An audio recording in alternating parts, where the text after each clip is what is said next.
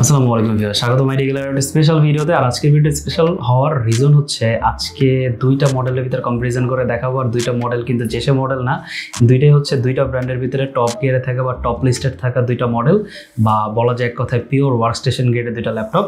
যেমন প্রথম যে মডেলটি থাকবে সেটা হচ্ছে ডেলের ভিতরে ডেল প্রিসিশন 5550, এটা পিওর ওয়ার্কস্টেশন গ্রেডের একটা ল্যাপটপ, এটা নিয়ে আজকে কথা বলবো। দেন সেকেন্ড যে মডেলটি থাকবে সেটা হচ্ছে জেটবুকের ভিতরে জেটবুক ফায়ারফ্লাই 15G7, এটা এইচপির ভিতরে টপ লিস্টেড থাকা এবং সবার পছন্দের একটা মডেল, যেটা হচ্ছে জেটবুক সিরিজ। এটাও পিওর ওয়ার্কস্টেশন গ্রেডের ল্যাপটপ, দুইটাই ওয়ার্কস্টেশন গ্রেডের ল্যাপটপ।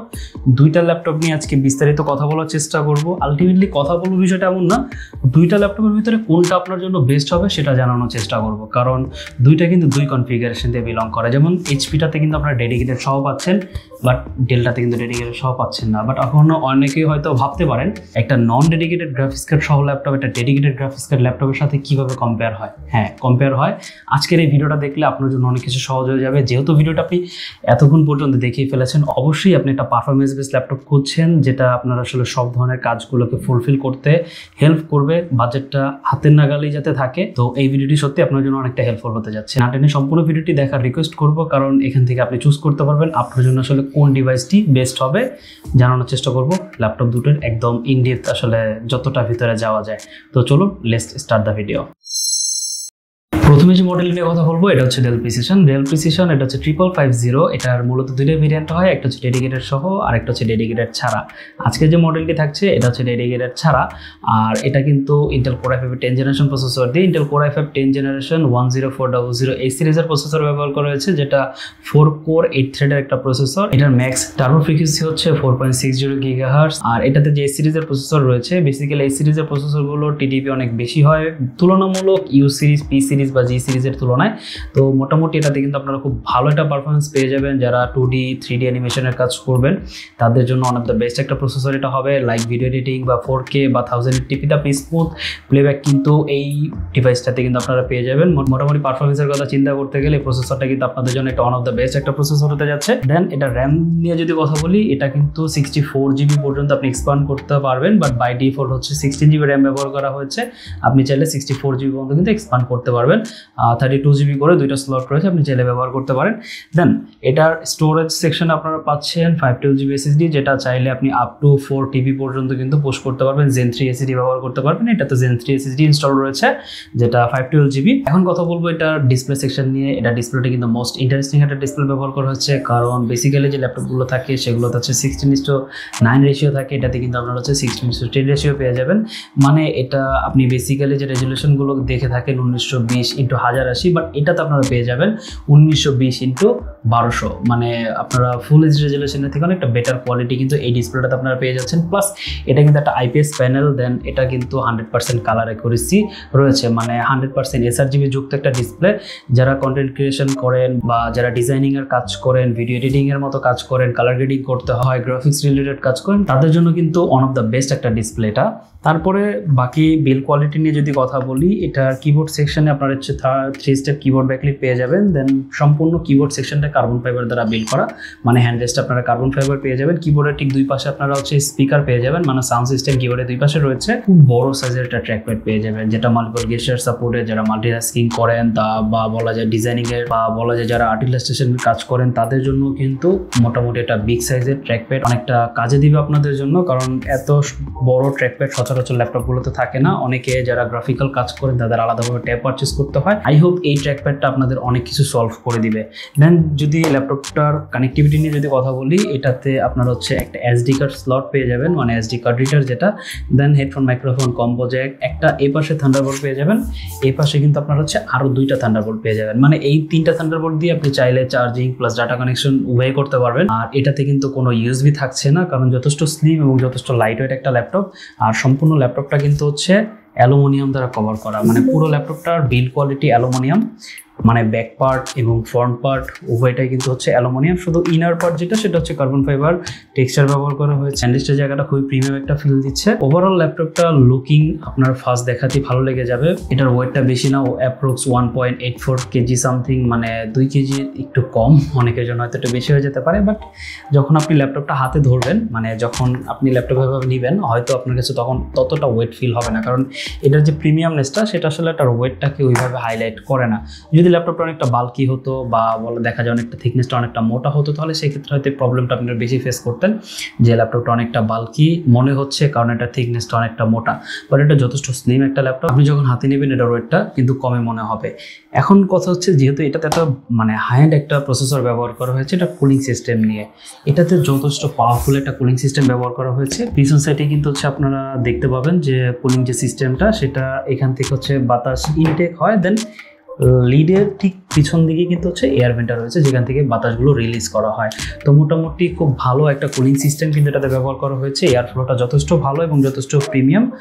আর একটু না বললেই নয়, যেহেতু এটা এই সিরিজের প্রসেসর ব্যবহার করা হয়েছে, এটাতে আপনারা যখন একটু ভারী কাজ করবেন সেক্ষেত্রে এটা মোটামুটি একটু হিট কনজিউম করবে, এটাই স্বাভাবিক। আর সম্পূর্ণ ল্যাপটপটা অ্যালুমিনিয়াম হওয়ার কারণে আপনাকে হয়তো গরমটা একটু বেশি ফিল করাবে, বাট এটা তেমন কোনো প্রবলেম আপনাকে করবে না, কারণ এই প্রসেসরগুলো বেশি টিডিপি প্রোভাইড করে থাকে। যেমন এটা 45 ওয়াট টিডিপি রয়েছে এটাতে, তো আপনি বুঝতেই পারছেন বেসিক্যালি ল্যাপটপগুলোতে 15 ওয়াট বা 25 ওয়াট বেসিক্যালি থাকে, বাট এটাতে কিন্তু 45 মানে ডাবল পাচ্ছেন। তো সেই তুলনায় একটু গরম বেশি হতে পারে, এটা স্বাভাবিক। আর কাজের ক্ষেত্রে ব্যাটারি ব্যাকআপটা অনেকটা ইম্পর্টেন্ট। যেহেতু আপনি একটা প্রোডাক্টিভ সিরিজের ল্যাপটপ পারচেস করবেন, সেক্ষেত্রে আসলে ব্যাটারি ব্যাকআপটা ইনশিওর করাটা খুবই টাফ। তো একটু সার্ভে করে বা আমাদের কাস্টমার রিভিউ থেকে যতটা আমরা ধারণা পেয়েছি, যারা বেসিক পারপাসে ল্যাপটপটা ব্যবহার করেছে তারা প্রায় 4 থেকে 5 ঘন্টা ব্যাটারি ব্যাকআপ পেয়েছে, বা যারা একটু হাই এন্ড কাজগুলো করেছে, একটু ভারী কাজ করেছে, তাদের ব্যাটারি ব্যাকআপগুলো কিন্তু একটু তুলনামূলক কম পেয়েছে, কারণ এটাই স্বাভাবিক। আপনি একটু ভারী কাজ করলে আপনি একটু কম ব্যাকআপ পাবেন। আর যদি আপনার ব্যাটারি ব্যাকআপটা অনেকটা বেশি ইম্পর্টেন্ট হয়, সেক্ষেত্রে আপনি চার্জার ক্যারি করতে পারেন, আদারওয়াইজ আপনি পাওয়ার ব্যাংক ক্যারি করতে পারেন। যদিগুলো পাওয়ার ব্যাংকগুলো একটু মোটামুটি এক্সপেন্সিভ হয়ে যায়, বাট আমি বলবো আপনি ব্যাগে চার্জারটা ক্যারি করতে পারেন। তো এই ক্ষেত্রে আপনি অনেকটা প্রবলেম থেকে রিলিজ পেয়ে যাবেন। ওকে, এখন যে মডেলটি নিয়ে কথা বলবো এটা হচ্ছে ZBook Firefly 15G7। বেসিক্যালি এটা হচ্ছে 15.6 ইঞ্চি ডিসপ্লে দিয়ে একটা ল্যাপটপ, যথেষ্ট লুক্রেটিভ এবং যথেষ্ট স্টাইলিশ একটা ল্যাপটপ। এটাতেও দুর্দান্ত কনফিগারেশন ব্যবহার করা হয়েছে তুলনামূলক ডেলের থেকে, বাট অনেক কিছু টুইস্ট সামনে আসছে, একটু না টেনে সম্পূর্ণ ভিডিওটি দেখবেন। এটাতে যে কনফিগারেশন রয়েছে, এটাতে ইন্টেল Core i7 এর প্রসেসর রয়েছে, যেটা 10 জেনারেশন। দুটাই কিন্তু 10 জেনারেশন ল্যাপটপ, বাট এটা Core i7, বাট এটা কিন্তু ইউ সিরিজের প্রসেসর ব্যবহার করা হয়েছে, যেটা 4 কোর এবং 8 থ্রেডের, মানে সেম কোর সেম থ্রেড পেয়ে যাচ্ছেন এটা। আর এটার যে প্রসেসর টিডিপি সেটা হচ্ছে 15 to 25 ওয়াট, মানে এটা কনফিগারেবল। বেসিক্যালি যারা 3D রিলেটেড কাজ করেন, 3D CAD রেন্ডারিং মডেলিং এর মধ্যে কাজ করেন, 3D Max এর কাজ করেন, তাদের জন্য ওয়ান অফ দ্য বেস্ট একটা ল্যাপটপ হচ্ছে এটা। বাট ফ্যাক্ট হচ্ছে আপনারা যখন 3D রেন্ডারিং করবেন বা ভিডিও এডিটিং এর ক্ষেত্রে ভারী প্রজেক্ট রেন্ডার করবেন, সেই ক্ষেত্রে কিন্তু এই সিরিজের তুলনায় এই প্রসেসরটা আপনাকে খুবই কম পাওয়ার দিবে। আর এটা র্যাম সেকশনে কিন্তু আপনারা হচ্ছে 16GB র্যাম পেয়ে যাচ্ছেন, যেটা 32GB এবং 64GB আপনি চাইলে কনফিগ করতে পারবেন। দেন এটাতে 512GB SSD ব্যবহার করেছে, যেটা আপনি চাইলে আপ টু 4TB পর্যন্ত আপগ্রেড করতে পারবেন। কাস্টমাইজেবল অপশন রয়েছে এটাতেও। এটার ডিসপ্লে সেকশন নিয়ে যদি কথা বলি, এটাতে 15 ইঞ্চি একটা ন্যানো ভেজেলের ভিতরে ডিসপ্লে ব্যবহার করা হয়েছে, স্লিম ভেজেলের ভিতরে, যেটা IPS প্যানেল, 100% কালার অ্যাকুরেট, মানে 100% sRGB যুক্ত একটা ডিসপ্লে। যারা মিডিয়া রিলেটেড কাজ করেন, যাদের কালারটা 100% অ্যাকুরেসি প্রয়োজন, তাদের জন্য ওয়ান অফ দ্য বেস্ট একটা ডিসপ্লে। কন্টেন্ট ওয়াচের ক্ষেত্রেও যদি বলি, বা কালার গ্রেডিং এর ক্ষেত্রেও যদি বলি, বা ডিজাইনিং এর ক্ষেত্রেও বলি, ওয়ান অফ দ্য বেস্ট একটা ডিসপ্লে, সবারই পছন্দ হয়ে যাবে। কারণ বেসিক্যালি ল্যাপটপগুলো কালার অ্যাকুরেট দিয়ে খুব কম পাওয়া যায়, আর সবকিছু ওভারঅল মিলিয়ে যদি পারচেস করতে যাওয়া হয়, সেক্ষেত্রে প্রাইস রেঞ্জটা কিন্তু অনেক পড়ে যায়। বাট এই ল্যাপটপগুলো যদি অনেকটা হাতে নাগালে প্রাইসের ভিতর রয়েছে। ডিসপ্লে ঠিক ওপর সেকশনে কিন্তু আপনার হচ্ছে ওয়েবক্যাম পেয়ে যাবেন, আয়ার সেন্সর রয়েছে, প্রাইভেসি শাটার রয়েছে, মানে সবকিছু অ্যাভেলেবেল অ্যাজ ইউজুয়াল কিন্তু আপনারা এই ল্যাপটপের সাথে পেয়ে যাবেন। কিবোর্ড সেকশনে একটা ইন্টারেস্টিং হচ্ছে, এটা নিউমেরিক প্যাড থাকছে, মানে এটা ফুল সাইজের কিবোর্ড পেয়ে যাচ্ছেন এই ল্যাপটপটার সাথে, যেটা 3 স্টেপ ব্যাকলিট কিবোর্ড রয়েছে। আর Bang & Olufsen সাউন্ড সিস্টেম, খুবই লাউড অ্যান্ড ক্লিয়ার একটা সাউন্ড সিস্টেম পাবেন। অপশনাল ফিঙ্গারপ্রিন্ট, মানে বেসিক যে ফিচারগুলো সেগুলো কিন্তু সবগুলো অ্যাভেলেবেল রয়েছে। বাট ডেলের তুলনায় এটা যে ট্র্যাকপ্যাডটা সেটা অনেকটা ছোট বলতে অনেকটাই মোটামুটি ছোট। দেন এটা দুইটা ফিজিক্যাল বাটন সহ কিন্তু ট্র্যাকপ্যাড, এটা তো সব ধরনের গেস্টার সাপোর্টেড, বাট যারা মাল্টিটাস্কিং করেন তাদের জন্য একটু বড় সাইজের ট্র্যাকপ্যাডটা হলে অনেকটা সুবিধা হয়। এই ছিল ল্যাপটপটার কনফিগারেশন। এখন এটার একটা ইন্টারেস্টিং ফ্যাক্ট হচ্ছে, এটাতে আপনারা হচ্ছে 4GB ডেডিকেটেড গ্রাফিক্স কার্ড পেয়ে যাচ্ছেন, যেটা হচ্ছে NVIDIA Quadro সিরিজের P520 সিরিজের একটা গ্রাফিক্স কার্ড। এটা আপনারা যারা হচ্ছে 2D রিলেটেড কাজ করেন, 3D রিলেটেড কাজ করেন, তাদের জন্য ওয়ান অফ দ্য বেস্ট একটা গ্রাফিক্স কার্ড হচ্ছে এটা। কারণ মূলত Quadro সিরিজের গ্রাফিক্স কার্ডগুলো বানানোই হয় প্রোডাক্টিভিটি কাজের জন্য, নট ফর গেমিং। বাট আপনি চাইলে লাইট গেমিং কিন্তু এই ল্যাপটপটা দিয়ে করতে পারবেন। সেক্ষেত্রে প্রসেসর বা হচ্ছে গ্রাফিক্স সব মিলে আপনাকে একটা ব্যালেন্স পারফরমেন্স দিয়ে দিবে। বাট এটা বেসিক্যালি যেহেতু প্রোডাক্টিভিটি সিরিজের জন্য ব্যবহার করা হয়, বাট যারা প্রোডাক্টিভ লাইন আপে রয়েছেন তাদের জন্য ওয়ান অফ দ্য বেস্ট হবে এই ডিভাইসটা। আপনি মোটামুটি সব ধরনের কাজই করতে পারবেন। একটা জিনিস প্লাস পয়েন্ট হচ্ছে এটা যে আপনারা ইন্টিগ্রেটেড গ্রাফিক্সের জায়গায় আপনারা হচ্ছে ডেডিকেটেড গ্রাফিক্স কার্ড পেয়ে যাচ্ছেন, যার ফলে হচ্ছে আপনারা ভিডিও রেন্ডার যখন করবেন বা 3D রিলেটেড কাজ যখন আপনারা রেন্ডার করবেন সেক্ষেত্রে আপনার একটা বেটার পারফরমেন্স কিন্তু এই ডিভাইসটা দিয়ে পেয়ে যাবেন। যদি কানেক্টিভিটি দেখায়, এটা তো আপনারা হচ্ছে মোটামুটি সব ধরনের কানেক্টিভিটি পোর্ট পেয়ে যাবেন, যেমন USB 3 ব্যবহার করা হয়েছে, HDMI পোর্ট, 2টা থান্ডারবোল্ট ব্যবহার করা হয়েছে। দেন এই পাশে কিন্তু আরও একটা USB 3 headphone microphone combo Jack, সব কিছু অ্যাভেলেবেল রয়েছে। ল্যাপটপটা যথেষ্ট স্টাইলিশ, সম্পূর্ণ অ্যালুমিনিয়াম দ্বারা বিল্ড করা, সম্পূর্ণ ল্যাপটপটাই মিলিটারি গ্রেড সার্টিফিকেট রয়েছে, যথেষ্ট শক্তপোক্ত একটা বিল্ড কোয়ালিটি দিয়ে ডিভাইসটা পেয়ে যাচ্ছেন। দুটা ল্যাপটপের পাশাপাশি রেখে বাকি কথাগুলো বলি, যেমন এই দুইটা ল্যাপটপই কিন্তু আপনার হচ্ছে 10 জেনারেশন একটা প্রসেসর পেয়ে যাচ্ছেন, বাট দুইটা 2 সেন্ট্রিক প্রসেসর। একটা হচ্ছে ইন্টেল কোর i7 এর প্রসেসর যেটা 10 জেনারেশন, আর একটা হচ্ছে ইন্টেল কোর i5 যেটাও 10 জেনারেশন।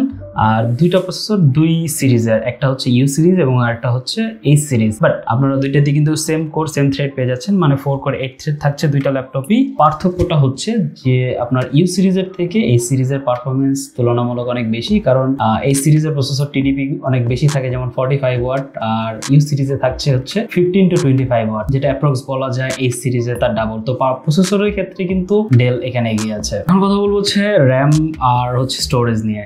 দুইটা ল্যাপটপে আপনারা সেম র্যাম সেম স্টোরেজ পেয়ে যাচ্ছেন, দুইটা DDR4 এর। বাট জেটবুকে আপনারা পেয়ে যাচ্ছেন 2400 মেগাহার্টজ এর র্যাম, আর আপনারা ডেলে পেয়ে যাচ্ছেন কিন্তু 2933 মেগাহার্টজ এর র্যাম। এই ক্ষেত্রে কিন্তু আপনি মোটামুটি র্যাম ম্যানেজমেন্ট বা মাল্টিটাস্কিং এর ক্ষেত্রে আপনারা মোটামুটি ডেলে কিন্তু পারফরমেন্সটা তুলনামূলক অনেকটা বেশি পাচ্ছেন। স্টোরেজ সেকশনটাও কিন্তু সেম স্টোরেজ সেকশনে পেয়ে যাচ্ছেন। এক্ষেত্রে আসলে আমার নতুন করে বলার কিছু নেই, দুইটাই পিসি Zen 3 সাপোর্টেড স্টোরেজ ব্যবহার করা হয়েছে। আপনি দুইটাই সেম পারফরমেন্স এখান থেকে পেয়ে যাচ্ছেন, এখানে আসলে কাউকে উপরে বা নিচে রাখতে পারছি না। ডিসপ্লে সেকশন নিয়ে কথা বললে, এটার ডিসপ্লে দুইটা 2 সেন্ট্রিক, যেটা আমি ভিডিও শুরুতে বলেছি। যেমন ডেলটাতে হচ্ছে আপনি পেয়ে যাচ্ছেন 16:10 রেশিও, আর যেটা HP রয়েছে HP জেটবুক সেটাতে কিন্তু হচ্ছে 16:9 রেশিও পেয়ে যাচ্ছেন, মানে ডিসপ্লে রেজলিউশনের তুলনায় কিন্তু এখানে ডেল এগিয়ে আছে। এখন হচ্ছে মোস্ট ফ্যাক্ট, সেটা হচ্ছে ডেডিকেটেড গ্রাফিক্স আর নন ডেডিকেটেড গ্রাফিক্স। এখানে HP জেটবুক অনেকটা এগিয়ে থাকবে শুধু ডেডিকেটেড থাকার কারণে, কারণ আপনি 3D রিলেটেড ভিডিও বলেন বা হচ্ছে 3D রেন্ডারিং এর কাজ বলেন বা ভিডিও এডিটিং বা বলা যায় ভিডিও রেন্ডারিং এর ক্ষেত্রে ডেডিকেটেড গ্রাফিক্স থাকাটা অনেকটা ইম্পর্টেন্ট। আদারওয়াইজ হয়তো আপনাকে অনেকটা সময় ধরে অপেক্ষা করতে হবে ভিডিও রেন্ডারের জন্য, মানে সম্পূর্ণটা হার্ডওয়্যার বেস আপনাকে থাকতে হবে। যদি আপনার জিপিইউটা ভালো থাকে বা একটা জিপিইউ বেস ল্যাপটপ হয়, সেক্ষেত্রে আপনার রেন্ডারিং টাইমটা কিন্তু অনেকটা কমে যাবে। তো সেই ক্ষেত্রে তুলনামূলক এখানে কিন্তু জেটবুকটা এগিয়ে আছে। দেন এখন যদি কথা বলি হচ্ছে এই ল্যাপটপ দুইটার ওয়েট নিয়ে, দুইটা ল্যাপটপই কিন্তু হচ্ছে একটা 1.84 সামথিং আর একটা হচ্ছে 1.75, মানে হচ্ছে এইচপিটা হচ্ছে 1.75 কেজি আর ডেলটা হচ্ছে 1.8। বাট দুইটা ল্যাপটপ যথেষ্ট প্রিমিয়াম, মানে 0.10 আপনাকে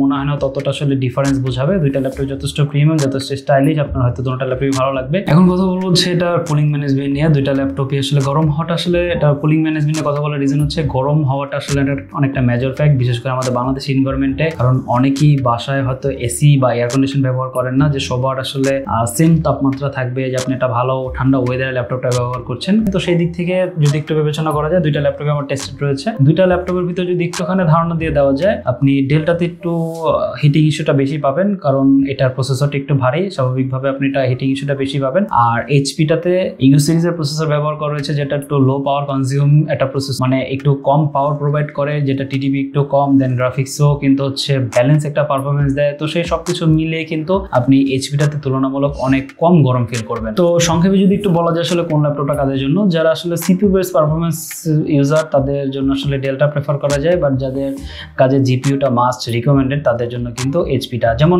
যারা ক্যাড বা অ্যানিমেশন বা 2D রিলেটেড কাজ করেন বা 3D রিলেটেড কাজ করেন, ভিডিও রেন্ডারিং এর কাজ করেন, তাদের জন্য মাস্ট বি জেটবুক। এবং যারা মাল্টিটাস্কিং করেন বা বিভিন্ন ভারী সফটওয়্যারগুলো ব্যবহার করেন, তাদের জন্য রিকমেন্ড হচ্ছে ডেল প্রিসিশন। তো এই ছিল ডেল এবং এইচপির একটু তুলনামূলক চেষ্টা করা যে দুইটার ভিতরে আসলে কোনটা আপনার জন্য বেস্ট হবে। আপনি আপনার জন্য কোনটা বেছে নেবেন অবশ্যই কমেন্ট সেকশনে জানাতে ভুলবেন না। যদি ভিডিওটি ভালো লাগে থাকে অবশ্যই আমাদের চ্যানেলটি সাবস্ক্রাইব করে দিবেন। আর এখান থেকে যদি কোনো মডেল আপনার পছন্দ হয় বা এর বাইরেও আপনারা জানেন আমাদের বড় একটা ইনভেন্টরি রয়েছে, আমাদের কাছে অনেক ধরনের মডেল রয়েছে। যদি আপনার এর বাইরেও যদি কোনো মডেল বা কোনো কনফিগারেশন দিয়ে কোনো প্রাইস রেঞ্জের ভিতরে ল্যাপটপ প্রয়োজন হয়, আমাদের স্ক্রিনে দেওয়া নাম্বারে যোগাযোগ করতে পারেন, হোয়াটসঅ্যাপ রয়েছে, মেসেজ করতে পারেন, এনি কাইন্ড অফ কোয়েশ্চেন জিজ্ঞেস করতে পারেন, আমরা অ্যান্সার দিয়ে দিব বা আপনার যে কোনো প্রবলেম সলিউশন করার চেষ্টা করে দিব ইনশাআল্লাহ। যদি ফিজিক্যালি আমাদের সব ভিজিট করতে চান, ওয়েলকাম। আমাদের সব কিন্তু সপ্তাহে 7 দিনই খোলা থাকে, সকাল 10টা থেকে রাত 9টা পর্যন্ত। আর যদি কেউ ঢাকার বাইরে থেকে কুরিয়ার মাধ্যমে প্রোডাক্ট পারচেস করতে চান, আমাদের কুরিয়ার ফ্যাসিলিটিস অ্যাভেলেবল রয়েছে, ঢাকার ভিতরে হোম ডেলিভারি ফ্যাসিলিটিস অ্যাভেলেবল রয়েছে। আর আমাদের কাছে কিন্তু ইএমআই এর মাধ্যমে আপনি প্রোডাক্ট পারচেস করতে পারবেন। আর আমাদের প্রত্যেকটা ডিভাইসের সাথে কিন্তু 15 ডেজ রিপ্লেসমেন্ট, 5 ইয়ার্স এর সার্ভিস ওয়ারেন্টি প্রোভাইড করে থাকি আমরা। যদি কেউ ফিজিক্যালি আমাদের সব ভিজিট করে আমাদের কাছ থেকে প্রোডাক্ট পারচেস করতে চান, সেক্ষেত্রে সবার উদ্দেশ্যে আমাদের শপের লোকেশনটি বলে দিচ্ছি।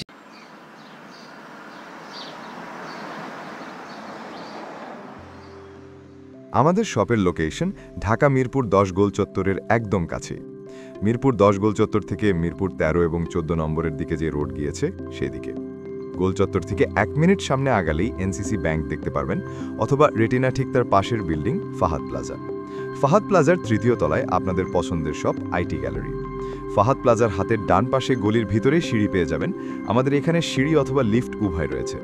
লিফটে আসলে লিফটের 2-এ, অথবা যদি সিঁড়ি দিয়ে আসেন একটু কষ্ট করে চলে আসতে হবে 3য় তলায়, তাহলেই পেয়ে যাবেন আপনাদের পছন্দের শপ আইটি গ্যালারি।